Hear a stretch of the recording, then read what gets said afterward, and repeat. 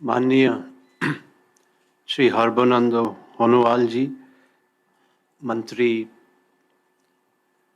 पत्तन, पोत परिवहन एवं जलमार्ग मंत्रालय और आयुष, आज यहाँ पर मंच पर उपस्थित आदरणीय डॉक्टर संजीव रंजन जी, पूर्व सचिव एवं वर्तमान अध्यक्ष नेशनल शिपिंग बोर्ड, आदरणीय डॉक्टर विभा धवन जी, डीजी टेरी, मेरे साथी अधिकारी मंत्रालय में अतिरिक्त सचिव आदरणीय राजेश सिन्हा जी, मंत्रालय के ही मेरे अन्य साथी अधिकारी आदरणीय टी.के. रामचंद्रन जी, आदरणीय एस.के. मेहता जी, आदरणीय श्री पी.एल. हरनाथ जी, आदरणीय मधु नायर जी, यहाँ उपस्थित टेरी के समस्त वरिष्ठ अधिकारीगण, हमारे मंत्रालय से पधारे समस्त साथी अधिकारीगण, उपस्थित सभी देवियों और सज्जनों, आज अत्यंत प्रसन्नता की बात है कि नव संवत्सरी 2080 नववर्ष के पावन अवसर पर माननीय मंत्री जी नेशनल सेंटर ऑफ एक्सीलेंस का आज विधिवत उद्घाटन कर रहे हैं। यद्यपि इसकी स्थापना तो कुछ समय पूर्व हो गई थी, 1 से 2 माह पूर्व, लेकिन आज जो उसका यहाँ पर सेटअप है उसका उद्घाटन आपके कर कमलों द्वारा किया जाएगा। अभी बड़ी रोचक तरीके से एक लघु फिल्म में बताया गया कि इस सेंटर का क्या उद्देश्य है, तो बहुत ही संक्षेप में मैं बताऊंगा कि मंत्री जी को एक महत्वपूर्ण कार्यक्रम में सम्मिलित होने शीघ्र जाना है कि कार्बन न्यूट्रलिटी, कार्बन फुटप्रिंट कम करना, ग्रीन सेक्टर, ये सब चीज़ें अब नेशनल लाइमलाइट में हैं।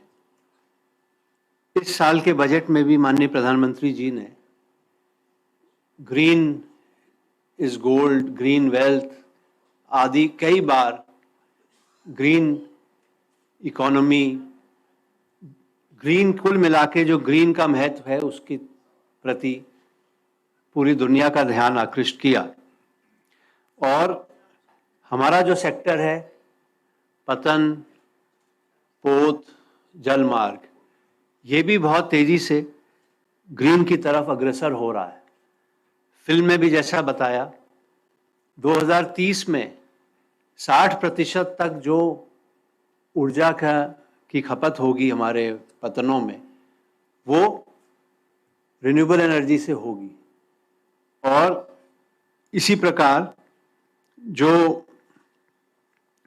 टेरी के साथ ये अनुबंध हुआ है और हमारी 4 संस्थाएं आगे आई, चारों ही अपने अपने क्षेत्र में अग्रणी हैं। और हमारे वीओसी पोर्ट, दीनदयाल पोर्ट और पारादीप पोर्ट, कोई भी ग्रीन इनिशिएटिव होता है ये उसमें अग्रसर रहते हैं।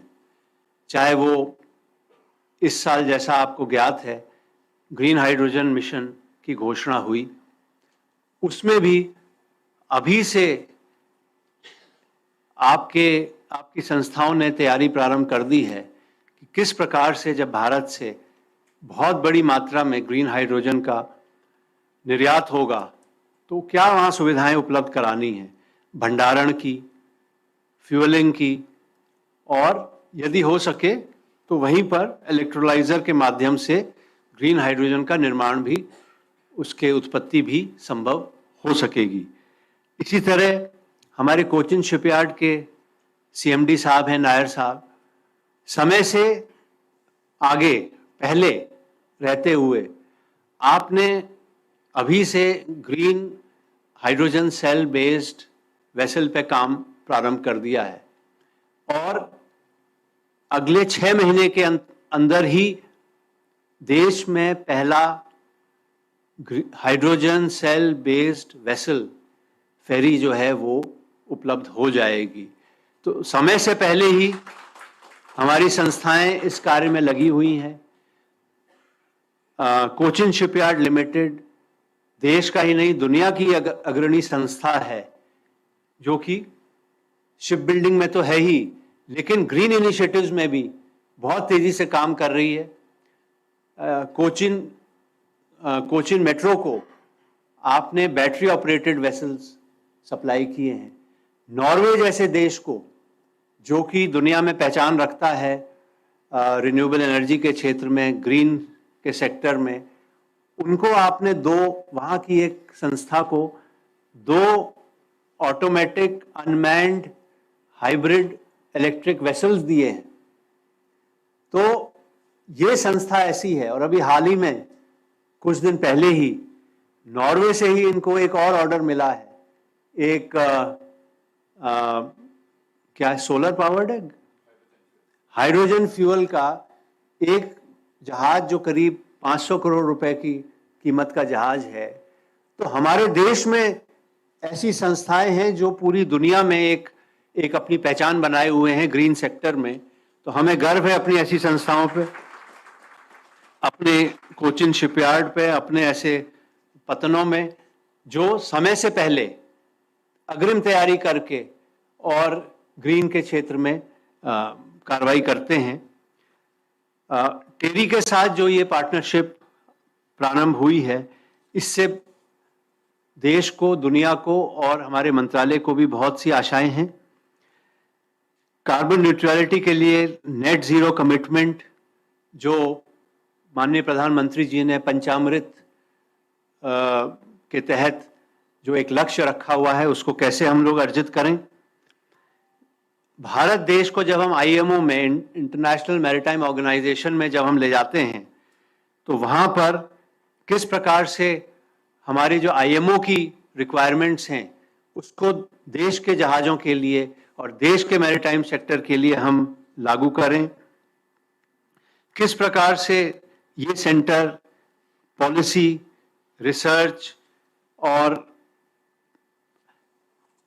टेक्नोलॉजी, नई जो हमारी समस्याएं ग्रीन में आएंगी उस क्षेत्र में किस प्रकार से काम करेगा सभी स्टेक होल्डर्स के साथ, और आईएमओ में भारत देश की पहचान हो सके, एक अग्रणी देश जो कि ग्रीन सेक्टर में काम कर रहा है, उसके लिए क्या इनपुट्स देने हैं, हमारे लिए एक रिसोर्स सेंटर के रूप में भी काम करेगा, जिससे जो ग्रीन वॉयज 2050 की कल्पना आईएमओ में की गई है उसको हम आगे ले जा सकें और भारत में उस स्वप्न को साकार कर सकें। ये सेंटर एक सिंगल पॉइंट कांटेक्ट होगा हमारे मंत्रालय के लिए। ग्रीन पोर्ट हो, ग्रीन शिपिंग हो, ग्रीन वेसल्स हो, कोई भी ग्रीन से रिलेटेड चीज हो इस सेक्टर में, उसके ट्रेनिंग, रिसर्च आदि क्षेत्र में इस सेंटर का बहुत महत्वपूर्ण योगदान रहेगा। और जैसा मैंने बताया कि ग्रीन हाइड्रोजन के क्षेत्र में हो, चाहे बहुत बड़े आकार के ऑफशोर विंड एनर्जी जनरेटर्स हों, अभी तक 2-2.5 मेगावाट के जनरेटर लगते हैं। अब देश में 15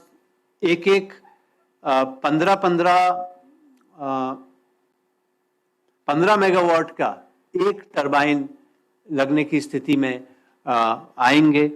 उसको कैसे सागर में स्थापित किया जाएगा, उसके लिए भी हमारे पतन जो हैं वो तैयारी कर रहे हैं। इसी तरह से शिप्स की ग्रीनिंग किस प्रकार से हो, कोचिन शिपयार्ड या दूसरे शिपयार्ड हैं उनको किस प्रकार से मार्गदर्शन दिया जाए कि ग्रीन फ्यूल पे चलाना है, हाइब्रिड पे चलाना है, किस तरह से उसको किया जाए। लो एनर्जी पतन, हमारे लो एनर्जी सेंटर्स बने, वहाँ पर ऊर्जा की खपत कम हो। विंड रिसोर्स का डेटा किस प्रकार से एकत्रित किया जाए, कहाँ पर हमारे विंड एनर्जी जनरेशन संभव हो सकता है, बायोफ्यूल्स को किस प्रकार से जहाज़ों में उपयोग कर सकें, ग्रीन टग्स वगैरह को कैसे करें, जस्ट इन टाइम अराइवल अगर जहाज़ों का है, हमें एनर्जी ऑप्टिमाइज करने के लिए, एनर्जी एफिशिएंसी के लिए, कि जहाज़ जस्ट इन टाइम आएँ और चले जाएं। तो ये सब कई तरह की चीज़ें हैं जो आशा करते हैं कि सेंटर में हो सकेंगी, और निश्चित रूप से मंत्रालय के लिए बहुत बड़ा दिन है। मैं विशेष करके डॉक्टर संजीव रंजन जो पूर्व सचिव हैं, उन्होंने इस कार्य में बहुत रुचि ली, और उस कारण ये सेंटर एक इसका स्वरूप साकार हो पाया। माननीय मंत्री जी ने आज अपने व्यस्ततम कार्यक्रम में से इस सेंटर के उद्घाटन के लिए समय निकाला। उनका मेरी तरफ से विशेष आभार। और मैडम डीजी जो हैं, उनसे भी मेरा अनुरोध रहेगा कि इस सेंटर में बहुत अच्छा और ओरिजिनल काम हो, जिससे कि इसकी पहचान न सिर्फ देश में बल्कि पूरे विश्व में कायम हो सके, और एक ऐसा सेंटर ये बने कि पूरे दुनिया में भी अगर किसी को कोई सोल्यूशन चाहिए ग्रीन सेक्टर में, तो इस केंद्र को वो रेफर करे। इसी के साथ आज पुनः इस शुभ अवसर पर आप सभी को बधाइयाँ और शुभकामनाएं देते हुए मैं अपनी बात को विराम देता हूँ। धन्यवाद। जय हिंद।